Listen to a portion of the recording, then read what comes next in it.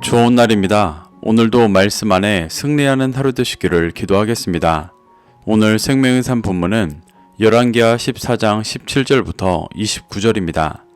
오늘 본문에서는 남유다의 아마샤 왕이 피살당하고 그의 아들 아사랴가 왕이 되는 모습과 북이스라엘의 여로보암 2세의 사적에 대해 설명하고 있습니다. 이 구절들을 통해 하나님께서 무엇을 말씀하시는지 살펴보도록 하겠습니다. 17절부터 18절입니다. 이스라엘의 왕 여호아스의 아들 요아스가 죽은 후에도 유다의 왕 요아스의 아들 아마샤가 15년간을 생존하였더라. 아마샤의 남은 행적은 유다 왕 역대 지략에 기록되지 아니하였느냐. 북이스라엘 왕 요아스와의 전쟁에서 패한 후 성전의 기물들을 빼앗기고 포로까지 잡혔었던 굴욕을 당한 남유다 왕 아마샤는 요아스가 죽은 후에도 15년간 생존하며 남유다를 통치하였습니다. 열왕기에서는 산당을 패하지 않고 북이스라엘과 전쟁을 시작했다는 죄만을 기록하고 있지만 역대기 25장에서는 하나님을 신뢰하지 않고 북이스라엘에서 용병을 사왔었고 에돔과의 전쟁을 승리한 후에도 그들의 신을 섬기는 등의 죄악을 저질렀습니다. 이렇게 제사장 나라의 왕으로서 행해서는 안 되는 죄악들을 행하며 요아스에게 대패하고 굴욕당하는 고난을 겪었었는데도 그는 회개하지 않는 모습을 보이고 있습니다. 이러한 아마샤가 요아스가 죽은 후에도 15년간 더 통치하게 하신 이유는 사람의 매와 인생의 채찍으로 징계하시며 회개하고 돌이켜 다윗의 중심을 따를 기회를 주시기 위한 것이었습니다. 하지만 안타깝게도 그는 끝까지 회개했다는 기록이 없었습니다. 19절부터 20절입니다. 예루살렘에서 무리가 그를 반역한 고로 그가 라기스로 도망하였더니 반역한 무리가 사람을 라기스로 따라 보내 그를 거기서 죽이게 하고 또 시체를 말에 실어다가 예루살렘에서 그의 조상들과 함께 다윗성에 장사하니라. 하나님께서 15년간 주신 회개의 기회에도 회개하지 않았던 아마샤는 반역하는 무리들에 의해 피살당하게 됩니다. 여기서는 피살당한 이유를 정확히 언급하고 있지는 않지만 병행 구절인 역대하 25장 27절을 보면 그가 여호와를 버린 후로부터 무리가 반역하였다고 기록하고 있습니다. 그는 제사장 나라의 왕이었음에도 여호와를 버렸기 때문에 심판받고 있는 것입니다. 아마샤는 반역한 무리를 피해 라기스로 도망하였습니다. 라기스는 예루살렘 남서쪽 45km 지점에 있는 성읍으로 유다 남부의 전략적 요충지였습니다. 아마샤는 그곳을 안전한 곳이라고 여겨 도망했었겠지만 이는 회개하지 않고 세상의 힘을 의지하는 중심을 보여줄 뿐 그가 하나님의 심판을 피해 도망갈 수 있는 곳은 없었습니다. 그래서 그는 결국 라기스에서 반역한 무리들에 의해 죽게 되며 하나님의 심판을 받게 되었습니다. 21절부터 22절입니다. 유다 온 백성이 아사랴를 그의 아버지 아마샤를 대신하여 왕으로 삼으니 그때 그의 나이가 16세라. 아마샤가 그의 조상들과 함께 잔 후에 아사랴가 엘랏을 건축하여 유다에 복귀시켰더라. 아마샤가 죽은 후 아사랴가 남유다의 10대 왕으로 세워졌습니다. 아사랴는 역대기에서는 우시야로 기록되어 있습니다. 그는 아보즈가 죄로 인해 심판받았었지만 그것과 상관없이 유다 온 백성의 지지하에 왕이 되었습니다. 이는 그가 특별히 좋은 사람이었기 때문이라기보다 백성들이 하나님께서 약속하신 영원한 다윗의 왕위를 믿고 소망했기 때문일 것입니다.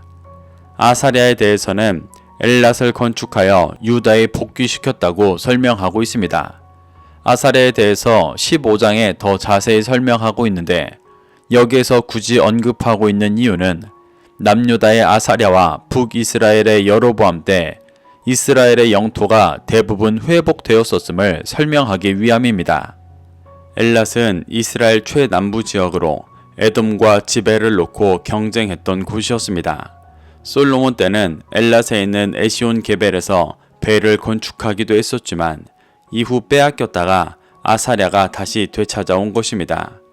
이는 그가 남유다의 잃어버린 영토를 회복하는 유능한 왕이었음을 보여주고 있습니다. 역대기를 보면 그는 블레셋 지역의 많은 성읍들을 빼앗았고 아라비아를 치고 암몬을 정복하여 조공까지 받았던 것을 볼 수 있습니다. 그는 왕정 초기에는 스가랴 선지자의 영향으로 여호와께 신실했었지만 훗날 교만해져 악을 행하였습니다. 그래서 제사장의 직무를 함부로 행하다 나병을 얻어 죽기까지 나병 환자로 살았었습니다. 이는 그가 하나님의 회개의 경고를 듣지 않고 끝까지 교만한 중심으로 살았던 것을 보여주는 것입니다. 이렇게 아사랴는 다윗 때 남유다의 영토를 회복했었지만 결국 하나님의 음성을 듣지 않는 세속의 왕의 모습을 보여주고 있습니다. 23절부터 24절입니다. 유다의 왕 요아스의 아들 아마샤 제15년에 이스라엘의 왕 요아스의 아들 여로보암이 사마리아에서 왕이 되어 41년간 다스렸으며 여호와 보시기에 악을 행하여 이스라엘에게 범죄하게 한 느밧의 아들 여로보암의 모든 죄에서 떠나지 아니하였더라. 남유다의 아마샤와 아사랴 왕에 대한 내용이 끝나고 북이스라엘의 13대 왕 여로보암 2세에 대한 이야기가 나옵니다.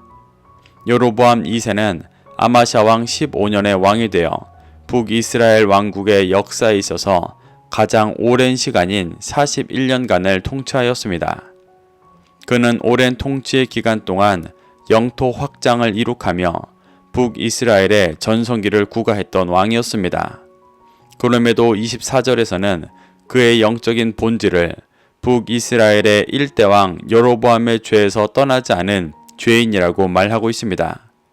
하나님께서 이런 죄인에게 41년간의 통치 시간을 주신 이유는 여로보암 2세와 북이스라엘이 회개하고 돌이켜 제사장 날의 모습을 회복하기를 원하셨기 때문이었습니다. 25절부터 27절입니다.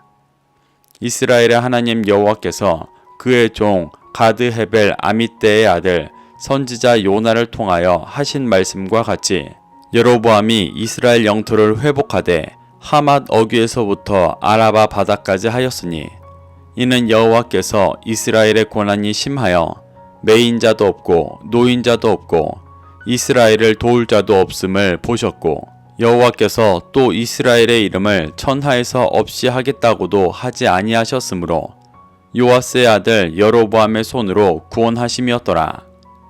여로보암 2세 때 요나 선지자가 예언하였습니다. 이 요나 선지자는 요나서에 나오는 요나 선지자입니다.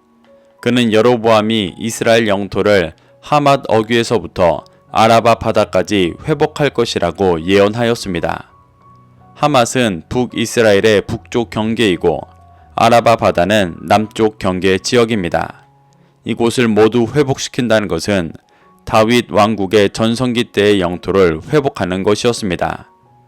요나 선지자는 하나님께서 이렇게 영토를 회복하게 하신 이유를 26절과 27절에서 설명하고 있습니다. 그 이유는 이스라엘의 고난이 심해 매인자든 노인자든 모두 없고 도와줄 자도 없기 때문이라고 말하고 있습니다. 이는 오랜 시간 아람 등 이방과의 전쟁을 통해 피폐해진 모습을 보여주는 것입니다. 하나님은 북이스라엘의 이름을 아직 천하에서 없이 하기로 하지 않으셨기 때문에 고통받는 북이스라엘을 긍휼히 여기셔서 여로보암 2세를 통해 구원하실 것이라고 예언하고 있는 것입니다. 이는 여로보암 2세가 잘해서가 아니라 이스라엘을 구원하시려는 하나님의 은혜와 긍휼 때문이었습니다. 28절부터 29절입니다. 여로보암의 남은 사적과 모든 행한 일과 쌓은 업적과 다메섹을 회복한 일과 이전에 유다에 속하였던 하맛을 이스라엘에 돌린 일은 이스라엘 왕 역대 지략에 기록되지 아니하였느냐. 여로보암이 그의 조상 이스라엘 왕들과 함께 자고 그의 아들 스가랴가 대신하여 왕이 되니라. 여로보암에 대해서 다메섹과 하맛을 회복한 일에 대해 언급하며 그의 사적을 정리하고 있습니다. 여로보암 2세 때는 넓은 영토를 차지하며 북이스라엘이 정치, 군사, 경제적으로 전성기를 구가했던 때였습니다. 그런데 그런 업적을 이룬 왕에 대한 설명치고는 매우 빈약한 마무리입니다. 이 역시 아사랴 때와 같이 제사장 나라의 왕의 본질은 영토의 확장이 아니라 진리의 빛을 비추는 것이었기 때문이었습니다. 아사랴 왕과 여로보암 왕은 모두 죄 가운데 있었지만 하나님께서 은혜로 다윗 왕조에 버금갈 만큼의 영토를 회복하게 하셨었습니다. 이는 모두 남유다와 북이스라엘을 긍휼히 여기시며 구원하기 원하시는 하나님 아버지의 역사이셨습니다. 하지만 이 왕들은 이 은혜의 시간 동안 회개하고 하나님을 따르는 것이 아니라 오히려 교만해졌었습니다. 이러한 죄가 반복되며 결국 북이스라엘과 남유다는 훗날 완전히 심판받게 됩니다. 우리는 이러한 역사를 통해 자신을 돌아볼 수 있어야 합니다. 지금 나의 삶이 평안하든 평안하지 않든 하나님의 말씀에 붙들려 진리의 빛을 비추는 제사장 나라의 삶을 살아가고 있지 않다면 그 삶은 결국 불면 날아가 버릴 허망한 것이라는 것을 기억해야 합니다. 자신이 어떤 상황에 있든 그 가운데 말씀하시는 하나님의 말씀을 듣고 모든 죄인을 구원하려 하시는 하나님의 마음에 연합된 중심을 갖기를 간구하시기를 소망합니다. 그래서 주님 다시 오실 때 기쁨으로 주님과 함께하는 진정한 구원을 누리게 되시기를 축복합니다. 오늘도 이 말씀을 심령에 새겨 승리하는 하루 되시기를 기도하겠습니다.